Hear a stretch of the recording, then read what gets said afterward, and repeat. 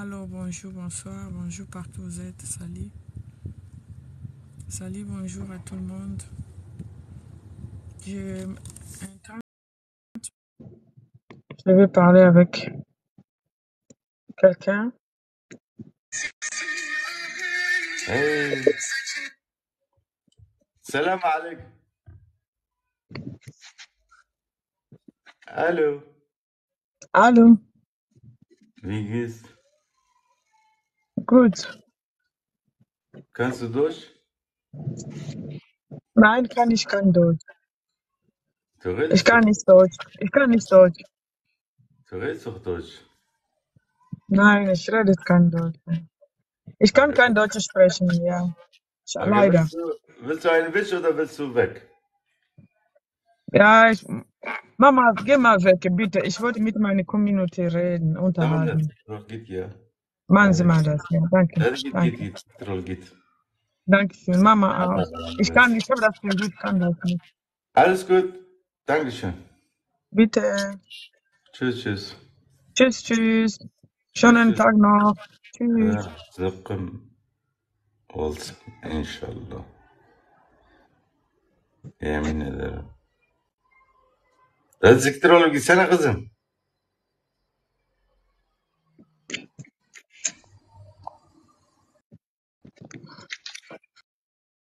So. Voilà, bonjour, bonsoir, partout où vous êtes, salut, bonjour, venez, on va parler un peu. Tout solo quelques minutes. Bonjour. Bonjour, bonjour. Bandeko, vous savez, notre Afrique là a besoin de nous. L'Afrique a besoin de tous les Africains en général. L'Afrique a besoin de nous. Africains, nous sommes dans les... comment je peux appeler ça? Nous sommes dans des distractions terribles. On est dans les amusements, distractions. Des choses qui ne rapportent rien, c'est là où nous sommes pleins. L'Afrique va mal, mais quelque chose est en train de bouger en Afrique. Nous devons suivre le rythme. L'Afrique bouge maintenant là. Et nous les Africains, nous devons nous soulever, nous devons nous mettre debout et bouger avec ce qui bouge en Afrique. L'Afrique bouge. On ne peut pas être des spectateurs de notre continent. L'Afrique bouge maintenant là. Ce que nous pouvons faire, c'est de bouger avec. Faire quelque chose. Je vous dis, mes amis, il n'y a rien qui se passe de soi. Il faut qu'il y ait les gens qui font bouger les choses. Il faut qu'il y ait les gens qui veulent que les choses changent. Et ces gens-là, c'est nous. Ces personnes-là, c'est nous-mêmes, les Africains. Il n'y a personne qui fera ça à notre place, mes amis. Ceux qui ont eu décision, il y a côté les matés. Il n'y a personne qui se lèvera à notre place. C'est à nous de se lever. Et de dire non aux Occidentaux qui exploitent l'Afrique. À ce moment même que nous sommes tentés de parler là, il y a nos enfants, nos fils, nos petits frères, nos grands frères, nos sœurs, nos familles qui meurent dans l'océan pour venir ici. Au moment où ici il n'y a rien, nous le savons nous tous qu'ici il n'y a rien. Les gens vivent ici par les pays. L'Afrique a tout. Ce que l'Afrique manque, c'est les personnes, les gens qui peuvent travailler. Ce que l'Afrique manque, c'est les gens qui ont la tête pour faire quelque chose. Ce que l'Afrique manque, c'est cet esprit que les Russes ont d'aimer et d'accepter de mourir pour leur nation, d'accepter de mourir pour développer leur pays, d'accepter d'affronter qui que ce soit pour que les choses puissent changer dans leur pays. C'est cet esprit de Russes que nous n'avons pas. Les Africains, nous sommes toujours pérés, nous rêvons. Nous rêvons des paradis. Nous rêvons. Si tu ne vis pas bien ici, tu crois que c'est au paradis que tu vas aller vivre bien? Si on n'arrive pas de s'organiser ici, c'est au paradis qu'on va aller s'organiser? Non. Les Africains, nous vivons avec ces rêves d'aller vivre au paradis. On ira au paradis. Mais on commence d'abord à vivre mieux ici. Et puis, vous savez, le respect Ça se mérite. On l'arrache, ça. Les mérites, on l'arrache. Nous sommes toujours dans les distractions. Je crois que j'ai déjà fait des vidéos pendant plusieurs années. Plus de 5 ans, j'ai fait des vidéos sur ça. Réveillons-nous. Ici en Europe, ce n'est pas le paradis, il n'y a rien ici. Des bonnes choses, c'est en Afrique. Sauf que l'Afrique a tout, mais l'Afrique manque les gens, manque les personnes courageuses, les gens qui disent nous acceptons de mourir, mais nous devons défendre notre terre. Nous acceptons de mourir, mais nous devons faire voir à ces voleurs que ce temps-là est fini. Nous les Africains, nous sommes réveillés. Nous voulons que nous puissions prendre les choses en main. Nous voulons prendre les choses en main. Mais nous les Africains, on n'aime pas mourir. On accepte de vivre en genoux. On accepte de vivre en genoux et puis on s'adapte à ces vies-là. Vivre en genoux. L'Africain accepte de vivre en genoux. Que de se révolter, de dire que non. L'Africain accepte de vivre à genoux. Et puis il vivre ça. Il vivre à genoux pendant des années. Il sait qu'on lui a fait agenouiller. Mais il est là. Et puis il continue à faire les enfants, à marier, à faire tout ce que nous faisons là. Sans même dire que comment je peux faire mes enfants dans cette condition ici. Je dois d'abord essayer de changer la condition. Nous acceptons tout. Vous savez, les Blancs ne sont pas forts plus que nous. Juste parce qu'ils connaissent que nous sommes faibles. Ils peuvent nous utiliser. Ils peuvent utiliser nos enfants, nos frères, nos sœurs pour nous détruire et pour s'encaparer de tout ce qui est de l'Afrique. Pour s'encaparer de cette richesse africaine. Ils savent qu'on peut utiliser que le même Africain là pour s'encaparer de tout ce qui est en Afrique. Comment on peut s'imaginer que le Niger, c'est parmi les 2 derniers pauvres pays du monde. Et c'est là où sort beaucoup de gaz et tout ce qui est énergie, tout ce qui allume l'Europe, tout ce qui allume la France et l'Allemagne ici. Tous ces matériaux viennent de ces pays-là, de Niger là. Mais là-bas, il n'y a pas de courant. Mais là-bas, il n'y a rien. Les gens sont pauvres.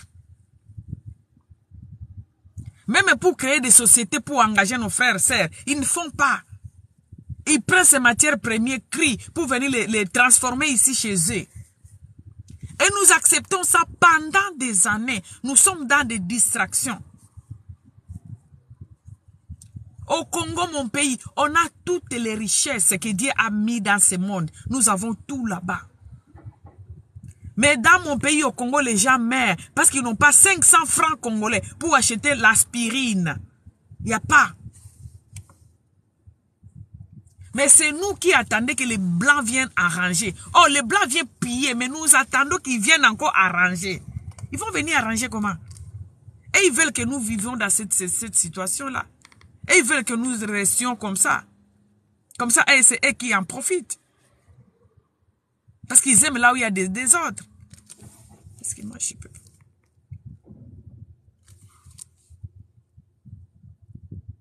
Et ils aiment là où il y a des désordres.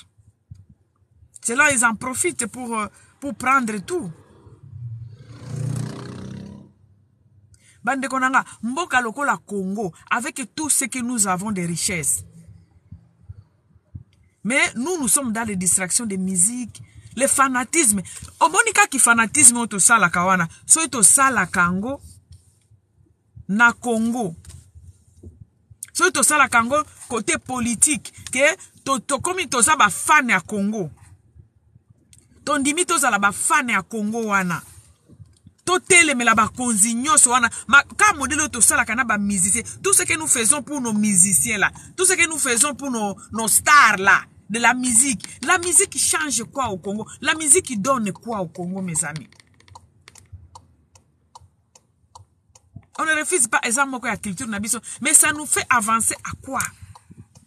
Cet fanatisme, ba énergie autopesaka, pona ba musicien, ba énergie autopesaka, pona kosé la bango ba pib, pona kosé la bango ba propagande, pona ko pesa bango un coup de pouce pour ba avancer. So qui même énergie wana, to ti ango ka biso tout na Congo. Mais Congo wana, to musika, mbeto za musika.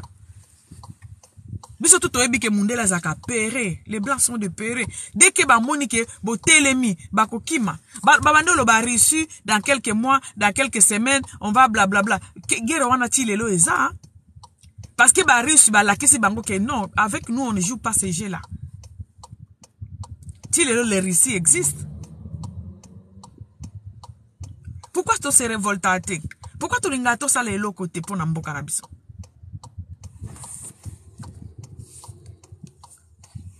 Ceux qui t'ont qui musique, ceux qui t'ont qui pasteur, ceux qui t'ont qui musique, oh pasteur, tout ça va fan ba pasteur, tout ça va fan ba musicien.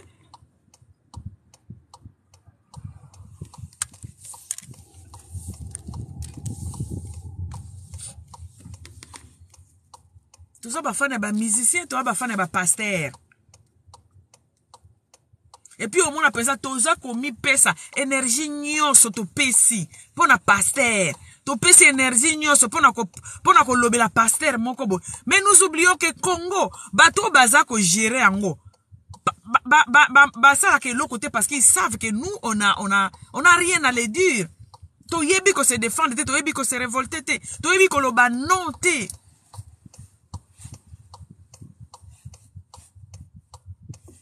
Na Congo bato bazo vivre sans courant. Mais bafout à facture chaque fin du mois. Bafout à facture chaque fin du mois mais bazan à courant te. Bafout à facture à SNEL chaque fin du mois. Mais bazo à courant peut-être 3 fois la semaine. Peut-être courant il y a qu'à 22h et qu'il y a 5h. Mais bafout à facture à courant. Et puis au moins à mon côté à se révolter pour nango. Mais ce qui a fan ya pasteur Kingandi et que pasteur wana olingi ko omeki ka ko lobelo ko pona pasteur wana akoya na 100 commentaires akoya ko finga yo nyonso. Mais moi je me demande pourquoi cette énergie on ne l'utilise pas pour le pays. Pourquoi nous n'utilisons pas cette énergie là? Hein? Auto côté la kaba pasteur, auto côté la kaba to côté la kaba comment on les appelle ici? Autre côté là, musicien. Pourquoi ba stratégie wana, ba énergie wana, pour faire réussir un musicien, pour faire réussir un musicien chrétien, pour faire réussir un pasteur? Pourquoi ba énergie wana to pesa kango na Congo te? Pourquoi ces énergies que nous avons de fêter tous les jours, de faire je ne sais pas quoi? Pourquoi on ne peut pas donner cette énergie là à notre terre qui est l'Afrique? Pourquoi? Pourquoi on ne fait pas ça? Qui nous a ensorcelés? Qui nous a ensorcelés?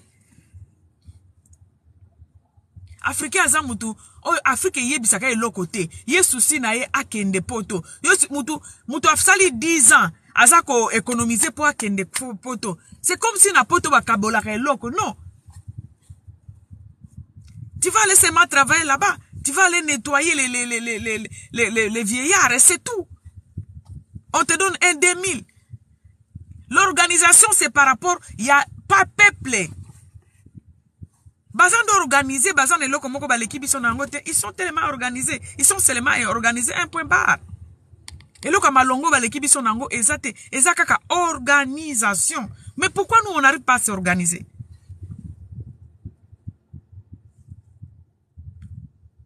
Personne ne veut pas se révolter. Personne ne veut pas asala eloko pona mboka. Personne ne rentrer dans ma mboka. Mais on ne se demande même pas. Nos enfants là, héritage ni to tiki la bango. To tiki ba na biso héritage ya poto. Mais poto zamboka na biso ten. La question là, on se pose même pas. Kemboko eza ya ngate. Na tiki la ba nanga héritage ya mboka mundele. Mabele héritage ya somo o mto tiki mabele. Yabo moni mundele pona mabele no obomaye. Regarde comment les Russes se battent. Regarde comment les Ukrainiens bazako se battre. Pona mabele loko babengi mabele basaka nango te ya biso mabele totikela ba français totikela ba belge totikela ngo mindele ba exploiter ndenge balingi te to yeko vanda awa to ba pesa ka biso 400 ya social ngala sina mona na Congo wana bandeko nanga pasteur azolo bana 4 église na cher azolo ba muto azana besoin visa a lukanga toko bima na ko bimisa bino ba jene na ko bimisa bino nyoso na mboko oyo bokende ko se débrouiller na poto boko zonga kawa soki miele bandi ko couler na mboko je plairai dans une église soi-disant église abi muto azana besoin voyager bo contacter nga na omema batu na Canada pasteur na cher et puis église il y a plus de 5000 personnes na mema batu na Canada contacte-moi so lingi moi no akende ko zwa bien via bien place miliki na miele kulaka contacte-moi j'amène les gens au quoi na mema batu na nini na Canada. Un pasteur qui dit ça. Le pasteur wana abosani que mabele est très important. Mabele ba koufelaka mabele. Même dans la Bible que nous lisons, c'est mabele est très important. Mabele ba kabate. Un pasteur qui dit bon contacter nga. Non mais mabino ba jeune nyoso boza bon contacter nga. Je vais vous amener en Europe. Là où coule le miel et le miel. Je vais vous amener là-bas. Vous allez revenir ici dès que le pays sera construit. Moi, je me dis, ce pays-là sera construit maintenant par qui? Le pasteur est en train de rêver ou quoi? T'as ba raisonnement ya modèle, on a tous un batu belé ba réfléchir à bongo. Wana mboka te, to fa na biso na no koto tie bonga. C'est que quand tu dis que tie bonga, qui va bongisa? Celui qui va bongisa là, il va venir d'où? Si ce n'est que toi. C'est pas par hasard que tu t'es retrouvé au Congo. C'est pas par hasard que tu es un Africain. Tu as une mission. Dieu t'a envoyé dans ce pays-là. Tu as une mission. C'est pas pour rien. Mais tolinga kozo ba responsabilité na bisoté. Un Africain n'aime pas prendre sa responsabilité. Tolinga ke loko wanate. Tolinga ka to à la place ici et salemi déjà. Tala mboka mundele, tala banzela, tala ba mituka, tala boena boy. Mais il y a pour arriver là-bas. Pas de soi, mes amis. Et là, il n'y a rien qui vient de soi. Tout ce que nous voyons ici a été fait par les gens comme nous. Nyo soto monaka e sala makana batu. Batunde ba sala kango. Nyo soto zo mona na mokili. Batunde ba se sacrifier ba sala kabilo koana. Batu lo kwa biso. Biso tolinga ka souffrance, tolinga sacrifice te. Tolinga to zalaka wana nyoso eza deja wana. Nyoso ya ofele. Mande konanga eloko ofele ezala te na mokili. Eloko ofele ezala te. Nous devons montrer à ces gens-là, les gens-là qui pillent l'Afrique, on doit leur montrer que nous ne voulons plus de ça. L'Afrique est en train de bouger, mais nous devons bouger avec.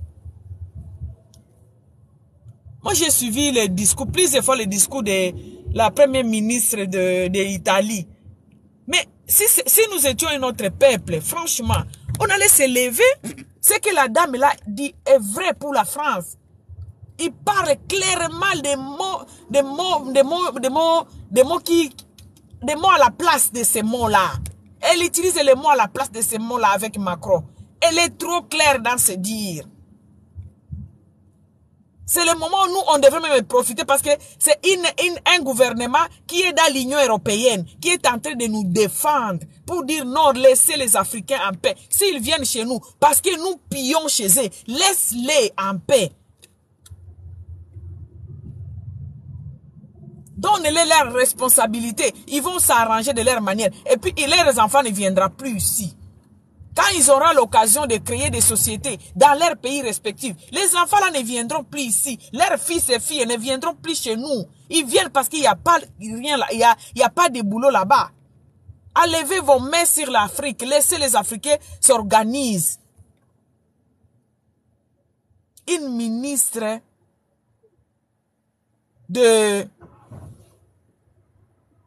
d'Italie, premier ministre d'Italie qui dit ça. Mais quand elle est en train de dire ça, nous on est en train de boire, nous on est dans nos fêtes, nous on est dans nos Congo ça, nous on est dans d'autres choses, on a dit. On oublie que nous pouvons profiter de cette occasion-là pour se lever, pour marcher. Combien des Africains sont en Europe ici? Si nous profitons de ce que la ministre là, la première ministre italienne parle là, si on profite de ça, on se lève, on marche. Ça peut faire bouger les choses, mes amis. Mais nous sommes un peuple qui je ne sais pas, ou bien on ne se connaît pas, ou bien on ne sait pas, je ne sais pas, parfois ça me dépasse, je ne sais pas où qualifier notre façon de vivre là. On allait profiter de cette ministre-là. Dans un pays qui est dans l'Union européenne, la ministre parle, défend l'Afrique, mais aucun Africain ne sort, aucun Africain ne fait que quoi que ce soit pour dire que oui, on est derrière cette dame-là. On la soutient. Laisse-nous tranquilles. Laisse-nous construire nos pays. Personne ne le fait. Personne ne défend. Tout le monde dans son coin comme d'habitude. Les choses vont s'arranger de soi. Les choses ne s'arrangeront jamais de soi. Yango mon côté, ce qui te limité. Il y a aucun donc soit résultat mon côté sans que te limité. Ce qui Africain a beau côté le et là comment que ça le en Afrique té. Et là comment côté que ça le en Afrique na biso wana te ce qui te limité. Bande konanga mboka lokola Congo. Hein? Mboka lokola bakangi kamere bajije ye na miso na biso batie ye na bakateli ye soki 20 ans de prison biba ibaki mbongo balakisi biso ba preuve te ya kozongisa mbongo toloba nano ata ya muke wana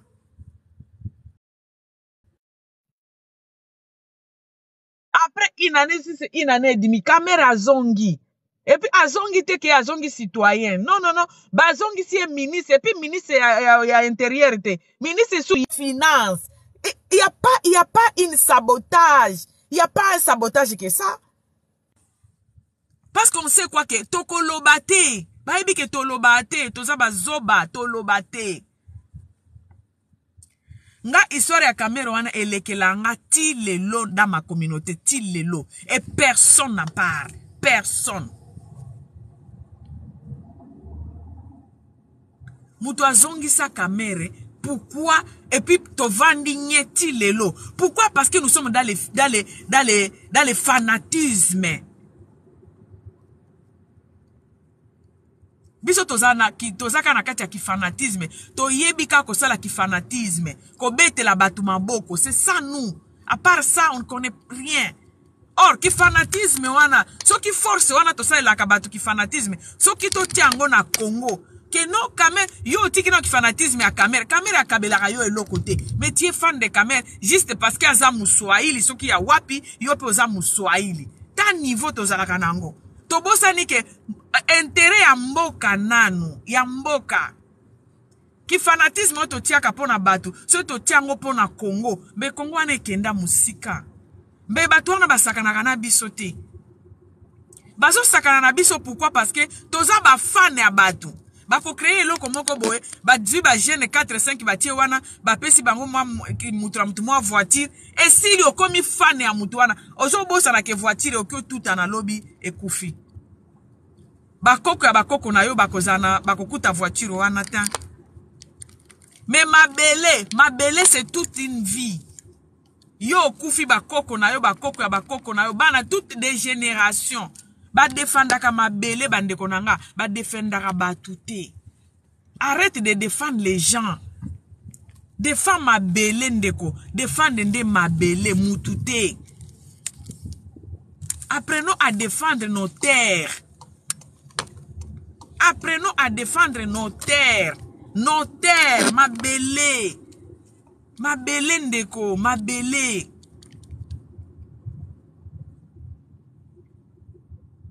Tika ko défendre batu, défendre ma belle. Po mutu akokufa, nana ndima ike Mobutu akokufa.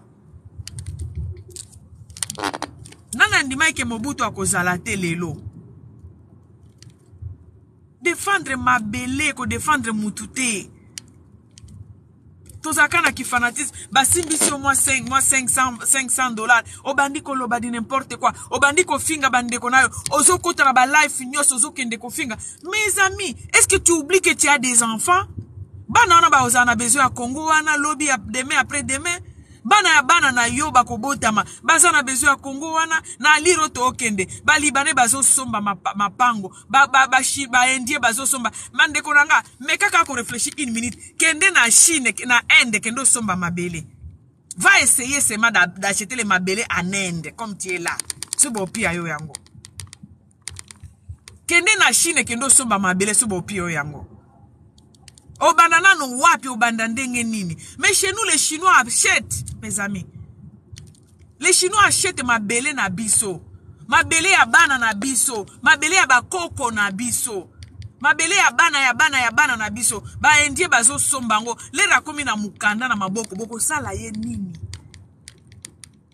To défendre ma belle. Arrêtons. Arrêtez de défendre les gens. Arrêtez de défendre les individus. Bakokufa babatu.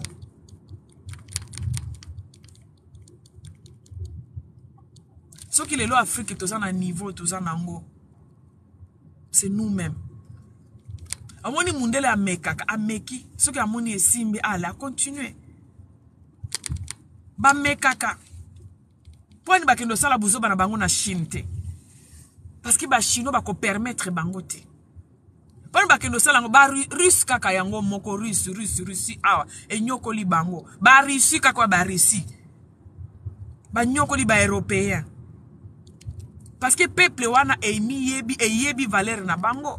Peuple wana yebi valeur ya mboka na bango. Yebi valeur ya mabele. Bande konanga ba sakana kana mabele te.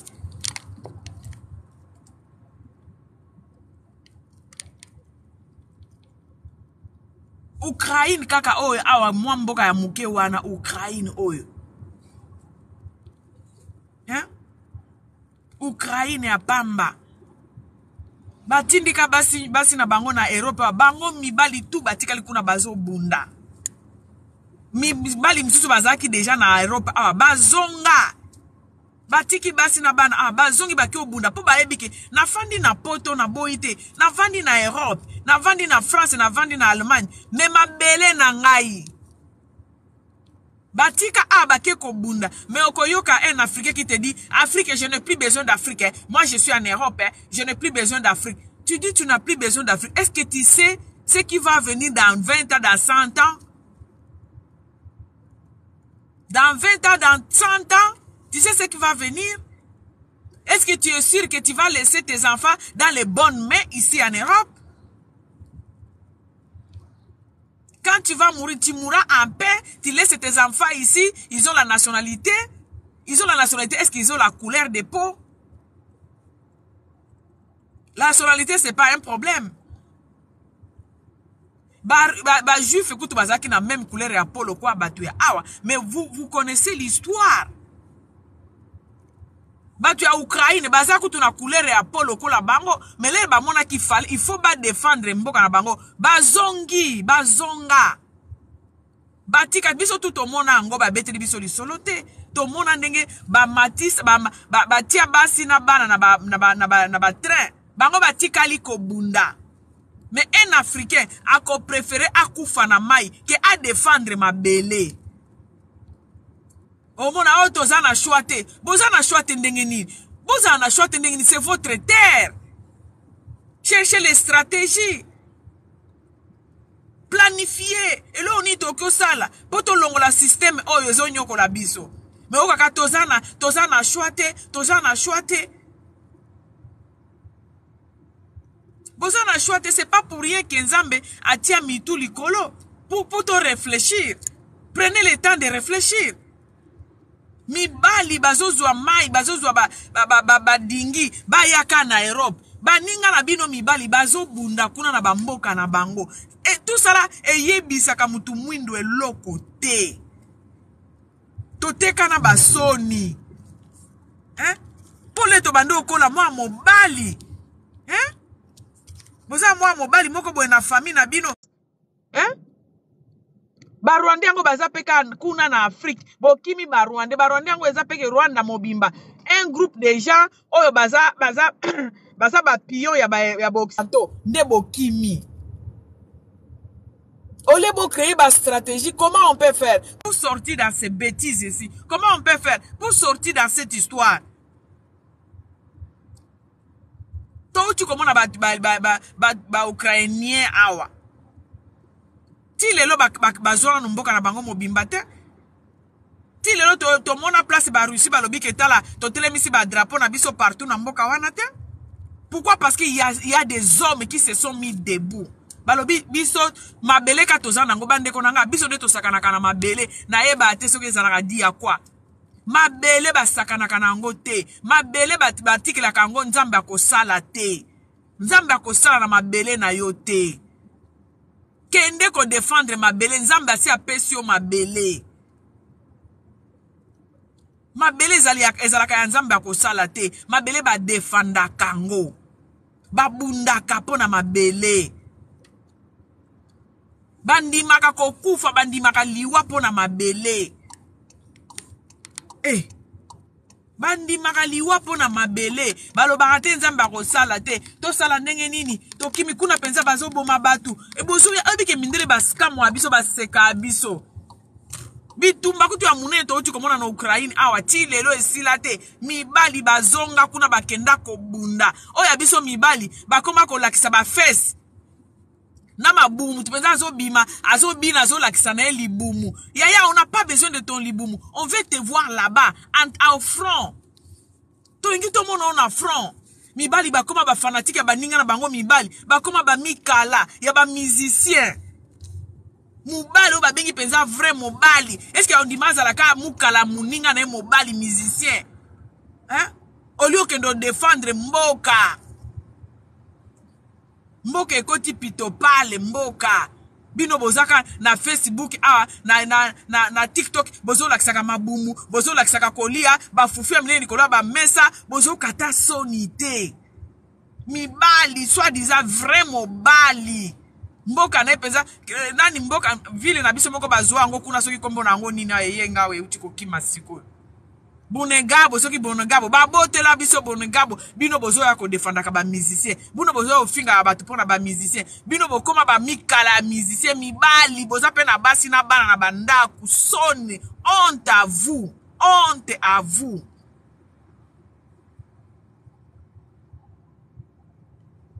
leto bando kola mwa mobali mwana mobali mwa mobali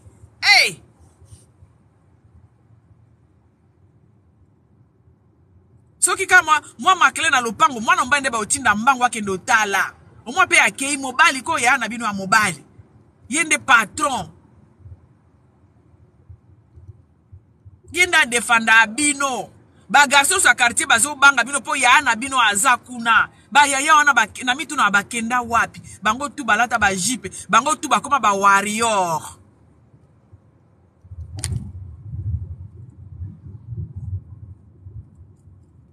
ba yaya wana tozaka na bango na ba aveni soki muto azolando kimika lero koti na aveni na bino ba kimi ba yebike ba yaya na bazakuna ba garçon na mona ba kimi po yo koti ka na aveni na bino yaya na bino azakutu ya na bino ya tata na mama te yaya na bino ya aveni kaka soki azali banda mbala mo ayebisa bana na yo oliyo sani na leki nanga pe omona bana mbala na ba kimi alandi bango ba yaya wana mitu na ba kenda wapi tokoma na batu balakisaka ba fesse na mabumu bazolakisa biso ba bijou bana mibali balakisaka biso ba bijou balakisaka biso ba sake balakisaka biso mabumu babinaka bana mibali bakenda wapi les hommes où sont partis les hommes congolais Bunegab soki Bunegab inane dimi yango ekenda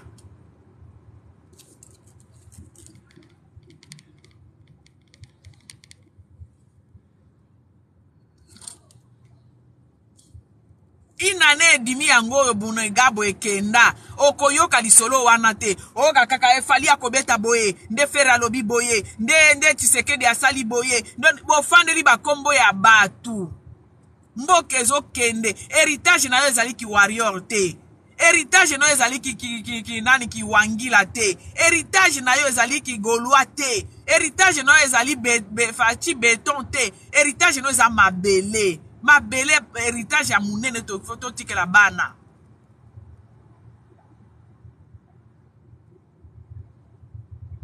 héritage eza mabele bandeko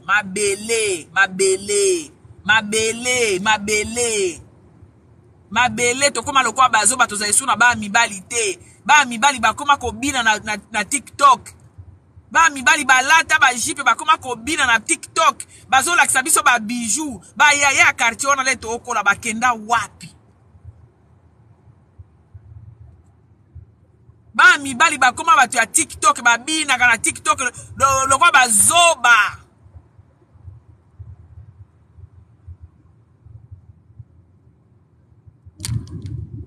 c'est la honte. L'Afrique, c'est la honte. C'est la honte. Et puis, les Mundele profitent de notre faiblesse là pour prendre tout, pour piller l'Afrique. Nous, on est dans les distractions et ils sont en train de travailler. Hein. Les Blancs, ils ne jouent pas. Hein. Parce que c'est dans la Bible qu'on dit il y a un temps pour tout, il y a un temps pour s'amuser, il y a un temps pour travailler, il y a un temps pour réfléchir. Il y a un temps pour tout. Mais c'est chez nous les Africains, quand vous entrez dans nos communautés, ne place au kuta kaka, buzoba kaka na buzoba. Yabiso distraction, yabiso kosakana, yabiso amusement ezalaka, chaque jour, 24/24. Ceux qui tozana ba buzoba, ba pasteur te, ba prière ezanga mituna makolo, tomona mutupia zoa eloko te, ceux qui tozana dikati ya distraction wana te. Biso na tozana distraction, ya musique. Ceux qui va passer était musique. Ceux qui va passer était musique. Na nyoso mi bale wana elokope ekope sa biso héritage ya mboka na biso ezate. Distraction na distraction. Buzoba na buzoba. Il y a un temps pour tout. Bamboko to roulaka oza calme on dirait oza na kati avion ozo rouler na bala on dirait oza na kati avion libulu ezate. Pona batut. Pona batut nde basala kango. Balamuka na 4 heures. Bazo bongisa banzela na bango. Bazo sala ba stratégie. Ndenge ni ba ozo mbongo. Po ba sala boye na boye. Po ba bongisa eloko boye. Biso to sala kango te. Biso ka musique. Musique na ba pasteur. Ba papa mikolo na soni ba koma ba warrior. Boka ata soni te. Papa mkolo zalata warrior rango to boite ya oyebo lobi moko ane pi bozongi na makambo na vie normale parce que vie mobimboki ozalaka ki warrior na ki golwa te olobi et puis ozongi na vie normale tu marches pour ton pays tu fais quelque chose pour ton pays ya kolobake soutenir les musiciens na yo oyo soutenir mais tu rentres ozongi na vie normale ozongi ko kolobela mboka na ozongi ko défendre mboka na yo ozongi koloba quelque chose d'important. Il y a motiver un Congolais. Que poto libérer mboka wana mutako libérer ngo akouta mboka mususu te. Ka biso moko neto ko libérer mboka wana. Oko sala okomi 24/24 ozo lobela ka musicien. 24/24 ozo lobela ka pasteur. 24/24 okomi ko yoka kaka o bostra. Mama Bostre ko défendre Congo te, ye moko azo luka mbongo na ye. Musicien moko te ko défendre Congo te. Voix ya ngana yonde ko défendre Congo wana. Maloba ya ngana yonde ko défendre Congo wana. Nde ko motiver bande ko na biso to bandi ko loba. Ba komi pe ko banga biso ke peuple wana ko mekate. Mindele ba yeba ke peuple songolo pakala ko mekate. Yo mona abuzo bana bango makasi bakenda ngo na Ghana, bakenda ngo na Ghana te. Po ba yebi kuno mekate. So komi na Ghana, njunga na koma na Ghana na lela. Mboke za construit ba autoroute lokwa na poto. Yo ka mindele batia bango na munoko. Batia bango na minoko na bango te parce que ba guerrier o ya na buzo bate. Bandi mango te. Bandi mango te. Mindele basala barengo peza ba ke mboko tokyo manipuler. kuna tokyo kende ko iba na biso ndenge tolingi ba bazoba tiela bango ka ba pasteur botia bango ka ba pasteur bo pesa ba pasteur na mwa mbongo batia ba bashe kuna bango ba kende ko zelaka ko senga ka bokonzi ya lola yo zana no ana mokili bozana kurate mais ozo sauter ba étape ozo kendo sambela po kota na lola mais awa na on a sena mokili ozana courante hein ozana courant oza même pas na $30 te po osombela mwa no kisi oza même pas na $100 te po osala rentrée scolaire ya mwana oza nango te mais ozokenda kola na église pona okenda kola na église po okota na lola mais oh ce que eza malédiction oyo eza nini olioki osenga kokende na lola bongisa nano awa na se place oza olioki ola na église pona okende lola kende kola na parlement wana kende kola na parlement pour que les choses puissent changer, pour que bamona ke toto fongoli pe miso. Hein? Kendo la ande na parlement. Yo ke la na église, te kendo la na parlement. Bon yo kana boki fa na parlement wana, ba gouvernement ya buzoba wana ekwea. Comme ça on essaie d'arranger les choses. Comme ça ba yebi na mindele pe batia ba pion na bango wana. Batia ba tuana ba pouvoir. Ba mona ke no peuple wana ezesi osakana nango te. Yozo wele il faut zala ka africain o wele la paradis o bongisa paradis mais awa na se nano awa na se tu n'as même pas un endroit pour dormir awa na se mabele na yo ba chinois ba comme sombango mais yozo bu la po kota na lola mais ça là si ce n'est pas une maladie c'est quoi si ce n'est pas une malédiction c'est quoi si ce n'est pas l'ignorance c'est quoi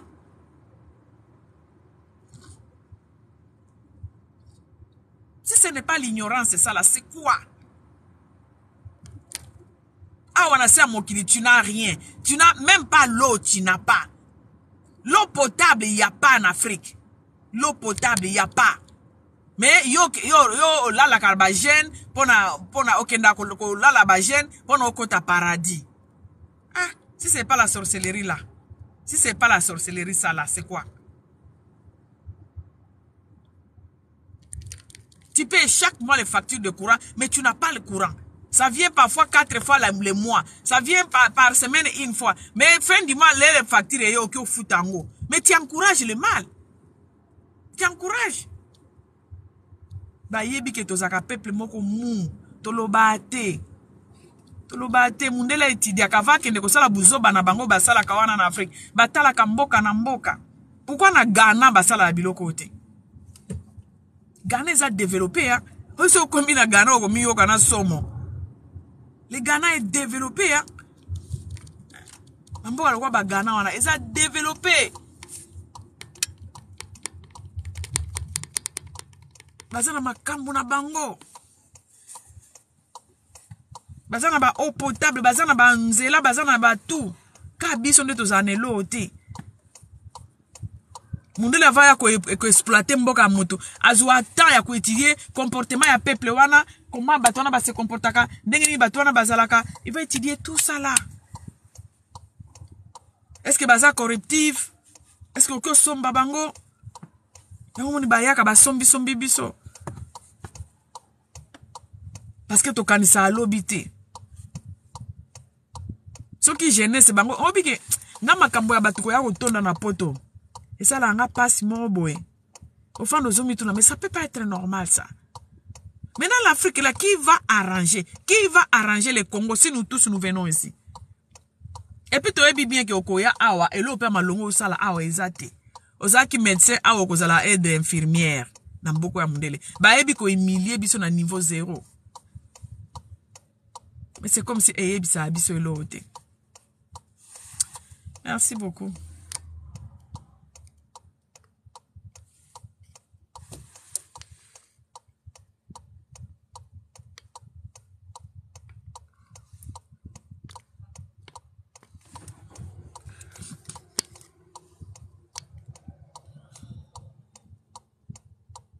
Oh, mon live là.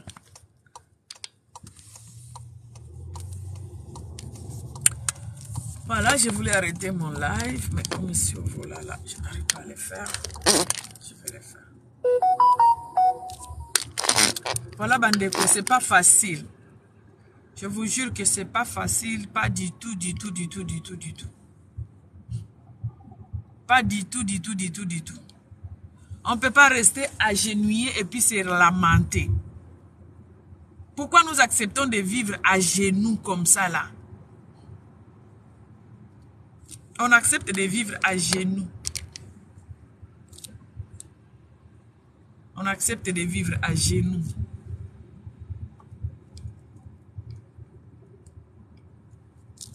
La façon où nous voyons que ces gens-là vivent ici, ça allait nous révolter même.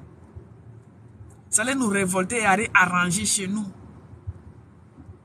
Chez nous, on n'a pas ces 4 saisons ici. Il fait froid en hiver. En été, il fait chaud. Et tous ces manchets-là. On travaille juste pour payer des factures, payer des taxes.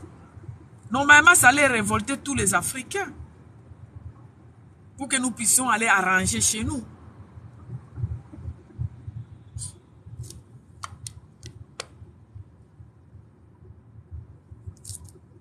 Merci beaucoup, je vous laisse.